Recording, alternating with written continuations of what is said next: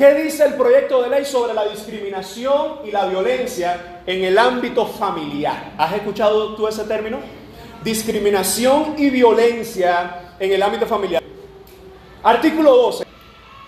Alcance de la discriminación en el ámbito familiar. Se considera discriminación en el ámbito familiar toda acción o omisión que tenga por objeto, por resultado, excluir o marginar por razones de sexo, género, orientación sexual, identidad de género, edad, origen étnico, color de piel, creencia religiosa, discapacidad, origen nacional o territorial, cualquier otra condición o circunstancia personal que implique una distinción lesiva para la dignidad humana. Yo trataré de eso mismo que está ahí, decírselo de la forma más diáfana, más sencilla posible, porque esto no es para que usted se gradúe de derecho, sino para que usted entienda cuál es su derecho y lo defienda. ¿Qué es lo que está diciendo este artículo? Es que la discriminación no es permitida de ninguna manera por cada uno de estos puntos. Ahora, usted lee eso y se da cuenta y dice, bueno, eso no, ahí no dice nada, pastor. Mire, a ver si usted se da cuenta de este punto aquí. Razones de sexo está bien. Yo no puedo discriminar en mi casa, yo no puedo discriminar a una abuelita o a mi esposa o la esposa al esposo por las razones de que sean del sexo opuesto. Eso no se debe hacer. El problema viene ahora. Cuando dice género, orientación sexual, identidad de género. ¿Qué cosa es eso? Hace 15 años atrás, si tú decías, ¿qué sexo tú eres? ¿Masculino o femenino? ¿XY o XX? Y preguntaba, ¿y qué género tú eres? Oye, ¿cómo que qué género? El género. Si te dije que soy masculino, mi género es masculino. Si te dije que soy femenino, mi género es femenino. Sí, pero eso cambió. Lo que la ideología de género, que esto es todo a un total movimiento político, ideológico, que con fines dictatoriales, que es imponer leyes, destruye la esencia de la biología del hombre.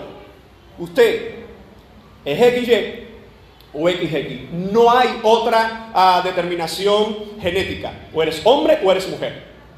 Bueno, si usted va hoy a abrir en Facebook y se busca, hay más de 54, alrededor de 54 géneros. Y según diferentes dictámenes de organismos internacionales, hay más de 120 géneros. Usted dice, pero ¿y eso? Si después de hombre y mujer hay que tener imaginación. Te pongo uno, por ejemplo, está el género fluido. ¿Cuál es el género fluido? Aquel que se levanta en la mañana y dice, soy hombre, hay que tratarme como hombre. En la tarde dice, soy mujer porque mi género está fluyendo. Ahora soy mujer. En la noche dice, no soy nada, soy asexual. Esto parece un poco que vamos a decir, y voy a tratar de tener mucho cuidado con los términos que digo aquí, pero esto es ridículo. Pero en eso hay países donde hoy mismo, si a un hombre que genotípicamente, cuando hablamos de genotípicamente con los doctores que están acá, estamos hablando de la genética, la que no se puede cambiar. Fenotípicamente, es decir, lo externo se puede alterar, que un hombre decida implantarse mamas, ¿verdad? Inyectarse las hormonas, todas estas cosas, mutilarse, sí, pero genotípicamente, es decir, por dentro tu ADN sigue diciendo que eres hombre, o en otro caso si eres mujer. Hoy hay países donde por la orientación sexual, ¿qué es la orientación sexual? Una persona que aunque sea hombre, tiene una orientación sexual de gusto hacia los hombres. No al sexo opuesto, que es heterosexual, sino que es alguien homosexual. Pero eso es una orientación. Yo hoy, por supuesto, que debo respetar a todo tipo de personas, independientemente sean cristianos, no cristianos, sean blancos, sean negros, sean rubios, sean occidentales, orientales, sean lo que sea. Yo no puedo discriminarlo. El problema está que todo esto abre una puerta a identidad de género cuando la persona se autopercibe de una manera y ahora ella quiere que los demás la vean así, lo traten así, y esto empieza a ser complicado. Por si usted no lo sabía, ya por la televisión cubana, uno de sus periodistas dijo que en Cuba había la necesidad de implementar una ley de género. Y te aclaro rápidamente, en los 30 países que se ha aprobado la ideología de género, las leyes de género es donde a usted lo meten preso, y cuando la influencia de las leyes de los países del occidente, que están bajo las premisas de la ley romana, usted es inocente hasta que se demuestre lo contrario. La ley de género lo hace al revés. Usted normalmente es culpable hasta que se demuestre que es inocente. Cuando una mujer dice me pegó, y puede ser que sí le pegaron, pero puede ser que no, y puede ser que alguien dice él me llamó, que yo soy ella, y en realidad yo soy él, y ya porque le cambió el artículo, le cambió la forma de referirse, eso puede entrar en procesos judiciales. Y dice, no, pastor, no va a llegar. Ya a esta altura nada más sombra en nuestra nación. Porque los que están detrás de todo esto tienen mucha influencia, evidentemente. Nadie pensó que en los tiempos de Fidel se podía hablar de estos temas. Incluso hay discursos de este personaje, de este presidente, que habló incluso de una forma fuerte contra los homosexuales.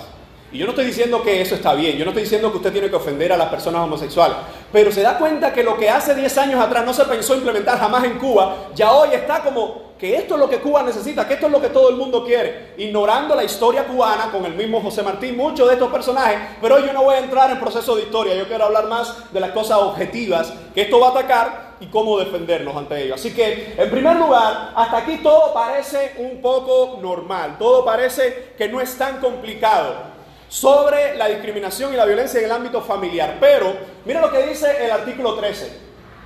Alcance de la violencia. Por razones de tiempo, voy a estar leyendo solo algunas partes más importantes. Cuando se habla de la violencia familiar, dice, abarca lo que se produce contra las mujeres y otras personas basadas en el género, niñas, niños, adolescentes, contra las personas adultas, mayores y contra las personas en situación de discapacidad.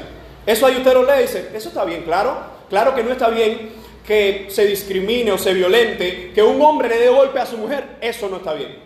Que un hombre le reviente, disculpe porque ese es el término cubano, le revienta la cabeza al muchacho, eso no está bien. El problema con esto, mi amado hermano y amigo, que las cuestiones aquí se ponen más complicadas. Miren cómo esto te va dando más definiciones. Hay un glosario, ojo con los glosarios, ¿por qué razón? Cuando usted está hablando en materia jurídica, es muy importante lo que el glosario aclara. ¿Por qué razón? Puede ser que usted conozca una palabra o un término en el ámbito fuera de esa ley y significa una cosa, pero cuando se está hablando en una ley específica o en un documento específico, incluso cuando usted realiza una tesis en opción a algún título, usted tiene que poner un glosario de términos si usted está introduciendo nuevos términos o términos que tienen nuevas connotaciones por su investigación. Bueno, en pocas palabras te digo, este glosario está también en el proyecto de ley y la cuestión aquí es que este glosario da una definición de lo que es la violencia familiar. Y al final dice que existen 3 modos significativos en que se expresa la violencia familiar, comprendiendo que el poder se ejerce atendiendo a 2 líneas fundamentales. El género, y lo vuelvo a decir, el género, recuerden que el género ahora es subjetivo. Porque usted ve un hombre y ya usted no sabe si es hombre o no. Depende de cómo él se ve o cómo él quiere que lo vean. Ahora mire lo que dice en ese punto. Violencia de género. Es un tipo de violencia muy particular que tiene como base la cultura patriarcal. ¿Ha escuchado usted ese término en estos últimos tiempos, verdad? Voy a aclarar y vamos a desmontar ese mito. En Cuba no hay patriarcado y voy a dar argumentos para decirle por qué. Que se asienta en la desigualdad de poder entre el hombre y la mujer. Desigualdad de poder entre el hombre y la mujer. Vaya pensando la nación cubana cómo se pudiera ver esto. Está sustentada en estereotipos sexistas, generadores de prejuicios, que derivan en expresiones de discriminación por razón de, una vez más, sexo, género, orientación sexual o identidad de género. Una vez más, vuelven a poner la violencia o la discriminación en este punto. La cuestión aquí es, se ha hablado mucho por la televisión que en Cuba hay patriarcado, mucho. El problema es, ¿qué es el patriarcado? Según esta definición, y muchas otras definiciones que se pueden estar viendo, escuchando, que se ha hablado por la mesa redonda, que se ha hablado por estos programas de Hacemos Cuba, que se habla del patriarcado. El patriarcado, según estas definiciones, es la hegemonía que ejerce el hombre, es decir, esa posición autoritativa donde el hombre no solo es el jefe de la familia, sino el que dicta cómo se vive, cómo se deben hacer las cosas, y nadie puede ir contra esa imposición.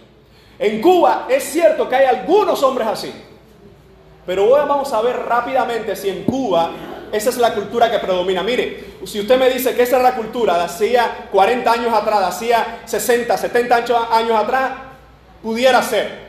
Pero hoy en Cuba hay patriarcado. Voy a darte estadísticas. En primer lugar, desde el 2007 hasta el 2019, la esperanza de vida en Cuba, las mujeres tiene una equivalencia. Fíjense, desde el 2007 al 2019, las mujeres en promedio viven 80 años en Cuba. Los hombres, 76. Ya por ahí en promedio las mujeres viven alrededor de 5 años más que los hombres. Y usted dice, ¿cómo me ayuda eso a entender la estadística de patriarcado? Mire, si la mujer fuera explotada, si la mujer fuera subvalorada, si la mujer estuviera en condiciones de desigualdad en todos estos puntos, la mujer viviera incluso a grandes rasgos menos tiempo que los hombres. Así que las mujeres ya de entrada viven más, y eso no es en Cuba, eso es en el mundo occidental completo. ¿Por qué razón? Bueno, vamos a ver más adelante las razones. El Parlamento cubano, lo que se conoce como la Asamblea Nacional del Poder Popular, tiene 605 diputados. El 53.22% de esos diputados son mujeres. Más de la mitad en ese parlamento, que se te da la idea de que cada uno de ellos va a representar una sección del pueblo, son mujeres. En el mundo, el único parlamento que supera a Cuba es el de Ruanda, con 62%. Cada 10 hombres en los estatutos de poder en Ruanda, cada 10 personas en el poder, 6 son mujeres. Pero en Cuba, cada 10, casi 6, 5.2. Así que en ese punto, nosotros podemos ver en las posiciones de trabajo, mi amado, qué patriarcado hay en el trabajo donde usted está. Y no estamos hablando de que quizás usted conoce un jefe masculino o algo que es un dictador o algo de eso, pero no, de forma general, en la mayoría de nuestros trabajos hay tanto hombres como mujeres, y hay algunos, incluso hay más mujeres. ¿Dónde sí los hombres superan a las mujeres en el trabajo? ¿Sabe dónde? En los trabajos de más peligrosidad. ¿Quiénes son los que trabajan en comunales? La mayoría en la calle, en la parte difícil, no, en la cuestión de oficinas es cierto que hay mucho más mujeres. Estamos hablando de las estadísticas del anuario demográfico de Cuba de 2020. Estas son estadísticas reales que usted puede consultar en ese anuario. Casi el 80% de las mujeres en todos estos trabajos están en un sector de oficina, como es natural y se entiende. Pero ¿quiénes están? Vuelvo a hacer la pregunta, en comunales. ¿Quiénes están recogiendo la basura? Y eso es un trabajo de altísima peligrosidad, por todos los desechos que se recogen ahí, las enfermedades que pueden tomar estas personas. ¿Quiénes son? Son hombres. Yo por lo menos no he visto, quizás hay alguien que lo haya visto, pero una mujer que está recogiendo y tirando los latones de basura para adentro, eso no existe. ¿Quiénes son la mayoría que están de linieros? Trepados en los postes, poniendo la corriente y todas esas cosas. Las mujeres, en la mayoría, están en las oficinas. No es que en la Unión Eléctrica no haya mujeres, de hecho hay muchísimas, pero en la cuestión de peligrosidad están los hombres. Mi pregunta ¿es eso entonces discriminación? Cuando nosotros entendemos que en Cuba los hombres viven menos años. Vamos a otro dato, el retiro en Cuba. ¿A qué edad se retiran los hombres en Cuba? 65 años. ¿A qué edad se retiran las mujeres en Cuba? 60 años. ¿Es eso discriminación que se está favoreciendo al hombre? No. Otro dato, ¿para quién es el servicio militar obligatorio en Cuba? Para los hombres. Para la mujer, voluntaria. Cuando vamos a seguir dando más datos del Ministerio de Educación Superior indican que en el año 2010 estaban matriculados 156.3 mujeres por cada 100 hombres matriculados. Es decir, cada 100 hombres que entraban al nivel superior, entraban 156 mujeres. ¿Eso es discriminación? E incluso en la fuerza laboral activa, estos son datos de Cuba, porque si usamos datos de algún país de Latinoamérica, alguien va a salir, no, estos son los de Cuba. Dice así que en la fuerza laboral activa son el 47%, esto tomado de Prensa Latina 2018. De ahí está esta estadística. Miren, mis amados, cuando nosotros vemos esa estadística, dice, ¿dónde está el patriarcado en estos números? Voy a otro punto muy importante. Matrimonios en Cuba que se llevan a cabo y divorcios en Cuba que se llevan a cabo. Voy a hablar solo de los últimos 5 años, de los últimos 5 años para acá, hasta el 2020, que es cuando sale el anuario demográfico, que tiene las estadísticas oficiales de Cuba. Matrimonios celebrados en el 2016, 61.903 matrimonios. ¿Cuántos divorcios ocurrieron en el 2016? 31.598. En por ciento, no significa que de esos 61.000 se divorció la mitad, porque sabemos que se casaron 61.000 y el divorcio no necesariamente son de los que se casaron ese año, pueden ser anteriores. Pero en por ciento fue el 51% de personas se divorció en el 2016, entre los que se casaron y los que se divorciaron. ¿Qué dice eso? Que el matrimonio en Cuba tiene problemas. La gente no se casa y los que se casan se están divorciando. 2017, 53.000, le voy a redondear cifras. Creo que le voy a redondear cifras que sea mejor. En el 2017, 53.600 parejas consumaron matrimonio. Se divorciaron 32.000. Estoy redondeando. 59%. 2017, casi cada 10 parejas se separaron 6. 2018, 58.000 parejas se casaron, 30.000 se divorciaron, el 52%, más de la mitad de los que se casan se divorcian. 2019 se está acercando, 60.000 parejas se casaron, 32.900 se separaron, el 54%. Y la última estadística que tenemos es del 2020, que evidentemente ya era un año de plena pandemia, se casó la mitad, es decir, 35.200 personas se casaron, personas no, 35.000 parejas se casaron y se separaron 22.000, lo que da una estadística el 62.42%. En el 2020, cada 10 parejas se separaron 6 en la nación cubana. Es decir, en los últimos 5 años, el promedio del 2016 hasta el 2020, de cada 10 parejas que se casaban, casi 6, porque es el 56%, se separaron. ¿Qué nos dice esto? Que lo que tiene la familia cubana son personas que no mantienen un compromiso. Son hombres que no está solo sesgado el dato por el patriarcado, no. Son hombres que en vez de asumir la protección de su casa, se van con otra que le gusta más. O se van tras la falda de otra que le pintó gracia. O cuando se enteró que la mujer está embarazada, la deja sola y se va. Entonces en Cuba no es el patriarcado lo que está haciendo daño. No se puede establecer una ley porque hay un patriarcado en Cuba que hace mucho daño, cuando nosotros sabemos que la familia cubana está en crisis desde hace muchos años en la nación. Así que si nosotros hablamos de estas estadísticas, mis amados, hay muchas, pero solo he traído algunas principales. Y te recuerdo, hay una hegemonía de las mujeres en Cuba. En estos sectores la tendencia está más del 50%. ¿A qué me refiero? No es que las mujeres están dominando en Cuba, sino que en sectores de trabajo, laboral y de estudio, hay incluso mucho más mujeres.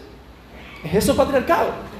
No, evidentemente eso no es patriarcado. Así que miren, en primer lugar, vamos a criticar un poco estos artículos 12 y 13. Y los que toman nota lo pueden hacer ahora. La discriminación es algo detestable para la humanidad. Nosotros no estamos de acuerdo bajo ningún concepto con la discriminación. ¿Sí o no? De hecho, es un derecho humano. En la Declaración Universal de los Derechos Humanos, artículo 1 y artículo 2, se habla de la no discriminación, que todos somos iguales. Pero escuchen, somos iguales ante la ley. Yo te pongo una estadística muy importante. Si usted está optando por entrar a una plaza en su trabajo y usted se graduó con honores, usted es hombre, se graduó con honores, un coeficiente intelectual excelente, un expediente intachable, y hay una mujer que no se graduó, bueno, déjeme ponerlo al revés, para no comenzar esto un poco complicado. Usted es una mujer que se graduó con todos los honores y su coeficiente es excelente, y hay un hombre que no se graduó con honores ni su coeficiente tan excelente, que tiene su expediente manchado y todo, y cuando viene al trabajo y se va a ofertar la plaza, ¿qué es lo que se debe medir? ¿Qué es mujer o qué es hombre? Estamos hablando de una plaza que sirve para los dos. No estamos hablando de, por ejemplo, una plaza que tiene más condiciones por estadísticas que se hablan para trabajar el hombre. No es una mujer que va a estar poniendo cables y electricidad y todo eso, aunque sabemos que también hay. ¿Qué es lo que se valora? ¿El sexo? No, la capacidad, la eficiencia. Porque cuando usted esté en esa plaza, no se está midiendo si eres hombre o mujer, sino si eres efectivo. Ahora, si yo establezco una ley y pongo en las empresas y yo digo esa ley, mira, si tú vas a contratar gente aquí, tiene que ser 50% hombre y 50% mujer. Hay un momento en donde quizás ya la plaza de hombre ya está lleno y entonces viene una mujer y viene un hombre y entonces usted por una ley que hace diferencia de sexo, usted está siendo injusto. Porque la capacidad, las cualidades y las calificaciones excelentes usted la pone a un lado porque hay una ley que dice no, que tienes que poner una mujer aunque no tenga la misma capacidad que la otra persona, o un hombre, aunque no tenga la misma capacidad que la mujer. Eso nos recuerda a nosotros una idea. Nosotros debemos procurar, y los estados y gobiernos deben procurar la igualdad ante la ley. No hacer leyes para establecer igualdades o favoritismo con un sector de la sociedad. Entonces seguimos en esta parte, mis amados hermanos. no estamos de acuerdo con la discriminación. El problema de este artículo es que puede darse como una puerta de conflicto. ¿Dónde? Y aquí es donde se pone complicada la situación. Esto es discriminación social. ¿En qué ámbito? ¿Dónde? En la familia. ¿Quiénes están en la familia? Sabemos que son diferentes, pero como eje central, padres e hijos. Si yo tengo un tío, que ya por supuesto es mayor de edad, y él decide vestirse de mujer, yo no puedo discriminarlo, yo no puedo caerle arriba, ni darle golpe, ni ofenderlo, ni hacerle bullying, nada de esto, porque esa es su decisión, es una persona mayor de edad. Ante Dios es responsable y ante la ley también es responsable. El problema es ahora, si es tu niño menor de edad el que se quiere vestir de mujer y es varón.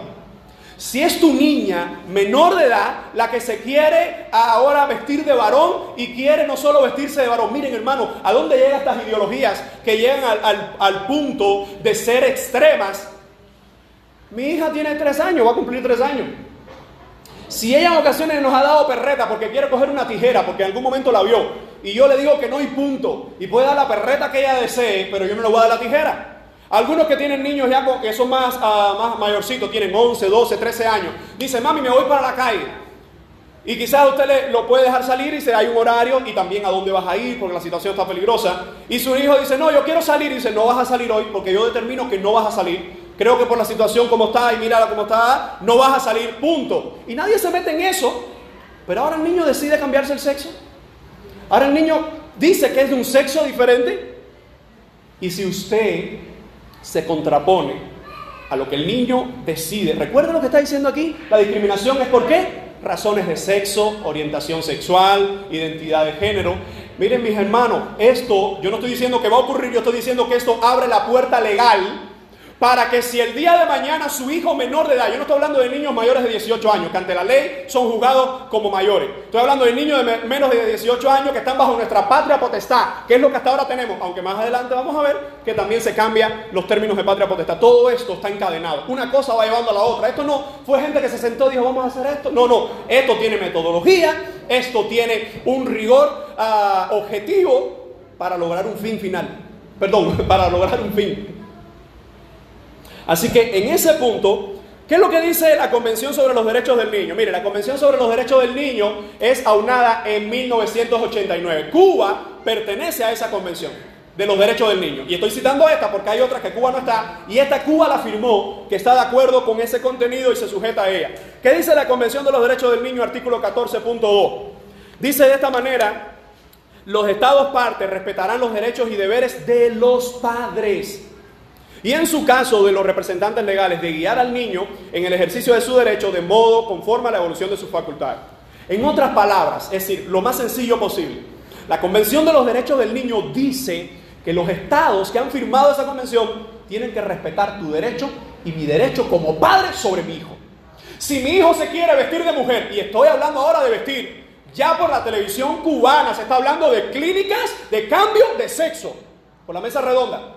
Se ha dicho por ahí, el vicepresidente del CENESEX lo dijo, que eso también es una necesidad, que en Cuba ya se han hecho algunas operaciones con médicos alemanes, con médicos holandeses que han venido, españoles incluso, y están enseñando y preparando a médicos cubanos. Como hablaba con una doctora, no hay durargina y nos van a traer una clínica de cambio de sexo.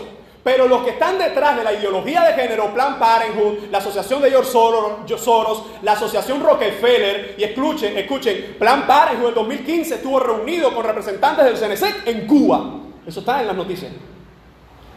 ¿Y sabe lo que hacen muchas de estas agencias? Dan millones de dólares para que estas agendas se implementen. Entre ellas, por supuesto, una de sus principales son las clínicas abortistas. El aborto, que es un negocio en el mundo entero. Así que cuando hablamos de este punto, mi amado hermano, la Convención de los Derechos del Niño dice que los estados tienen que respetar mi posición o mi autoridad como padre sobre mi hijo. Te lo pongo en ejemplo sencillo. Si mi niña, antes de cumplir 18 años, quiere hacer algo que yo por mis principios, que yo por mi ética, no estoy de acuerdo, escúchame, ella no lo va a hacer. Porque yo como padre soy responsable ante Dios, por supuesto, ante la ley. El único problema es que la ley ahora se quiere adulterar y se quiere cambiar, violentando mis derechos de padre. Que tu niño con 13 años Te voy a poner un ejemplo. Se levanta y ya en Cuba está en esas clínicas, y no puedo hablar ahora por la cuestión de tiempo, no existe rápidamente, médicamente hablando, no existe cambio de sexo. No existe, porque usted se altera fenotípicamente, usted se altera por fuera, se corta órganos, se pone hormonas, se pone todo esto, pero genotípicamente tu ADN, tu genética sigue diciendo XX, XX, XX, XX o XY, XY. No hay cambio de sexo. Lo que hay es mutilaciones a partes del cuerpo sanas. Por cuestiones de tiempo no podemos hablar mucho de esa pauta, pero si nosotros entendemos, mi amado hermano, que su niño de 13 años le dice, papi, quiero cambiarme el sexo, quiero cortarme todas las partes y quiero vestirme de mujer y quiero que me pongan hormonas porque estoy viendo por YouTube, entra a YouTube, mi amado, entra a YouTube y vas a ver todas esas aberraciones de niños que están poniendo frente a la pantalla, dice semana 1. Un varoncito, hay uno muy famoso que se ha hecho viral, semana 1 y se ve, es una niña que se corta los senitos, es decir, va a una clínica, amparado por muchas de estas leyes, porque esta es la antesala de una ley de género que viene detrás. Esta es la antesala donde usted como padre ya no va a decidir en toda su patria potestad sobre el niño, porque ahora esto se puede interpretar como violencia de género hacia tu hijo, porque él tiene una identidad sexual diferente a la tuya. Y si todavía piensas que esto es algo que yo me estoy inventando, a medida que vayamos avanzando usted va a decir, Dios mío, ¿qué es esto que se quiere hacer? Y lo que me duele a mí es que esto no se dice, es que esto no se habla. Y muchos tienen pensado, no, yo ni voy ahí. Si usted no va allí y no expone su criterio, usted es cómplice de que esto se apruebe. No, que eso ya está aprobado. Aunque ya haya influencia para que se apruebe, aún así yo tengo que responder ante mis hijos, ante mi familia y ante Dios. Y decir, no, porque esto violenta todos mis derechos. Voy rápidamente a otro artículo más para pasar al siguiente punto. La Convención sobre los Derechos del Niño, artículo 2.2, dice: los Estados partes tomarán todas las medidas apropiadas para garantizar que el niño se vea protegido contra toda forma de discriminación o castigo por causa de la condición, las actividades, las opiniones expresadas, las creencias de sus padres o sus tutores de su familiar. La idea aquí, ¿sabe que incluso los niños tienen libertad de religión? ¿Y los niños tienen libertad de expresión? Sí, la Convención sobre los Derechos del Niño lo explica. Pero también explica que la libertad de religión del niño, es decir, que él decida la religión que quiera, y la libertad de expresión del niño, libertad de pensamiento, está sujeta a la libertad de religión, pensamiento de los padres. Significa que, y estoy poniendo la mía, significa que Aligester va a la escuela y dice, no, porque ahora, resolución 16-2021, estuvimos hablando aquí de eso, que muchos no la han leído todavía. Resolución 16-2021 lo que está diciendo es que el programa con enfoque de género, educación sexual integral, que le van a dar a nuestros hijos, violenta mi fe, violenta mi creencia, violenta la misma ciencia. Y lo van a hacer, o lo quieren hacer. Cuando eso se implementa, que a la ministra de Educación lo pone como programa transversal de la educación, las familias salen, se recogen más de 180,000 firmas, y cuando sale todo eso, que se iba a implementar, o que ya estaba implementado, porque eso no se lleva a votación, y salieron todas esas protestas, ¿qué hizo el Ministerio de Educación? Vamos a esperar, porque ahora la pandemia, la situación económica, vamos a esperar más adelante, y cuando se lleve a cabo y se apruebe el Código de Familia, porque lo dan por aprobado, entonces volvemos con esta ley. Es preocupante, ¿no es verdad? Así que resumimos, en pocas palabras, ¿qué es lo que dice este artículo? Número 1, que la discriminación en el ámbito familiar, por supuesto, es detestable. Número 2, el problema no está en eso, el problema está en la interpretación de que no se puede discriminar por género, orientación sexual, identidad de género y todos estos aspectos, por la sencilla razón que mi hijo, mientras es menor de edad, no decide por sí mismo. Pero después vamos a ver en la responsabilidad parental cómo ahora es más importante la independencia de tu hijo que tu mano sobre él. Y lo vamos a ver, ¿ok? Entonces, esto lleva una propuesta. ¿Cuál es la propuesta que traemos a este punto? Modificar este punto de manera que se reafirme la no discriminación. Claro que estamos en contra de la discriminación. No queremos que se discrimine. Pero siempre, dice, siempre respetando la autoridad de los padres a educar a sus hijos de acuerdo a sus valores y principios éticos morales. No estoy de acuerdo con la discriminación, pero ojo, porque esa discriminación no está por encima de mi responsabilidad de cuidar y enseñar a mi hijo de acuerdo a mis valores. ¿Ok? Así que en este aspecto, esa es la propuesta que traemos, que más adelante usted tendrá que volver a leer, prepararse para defender ese punto. Vamos al siguiente.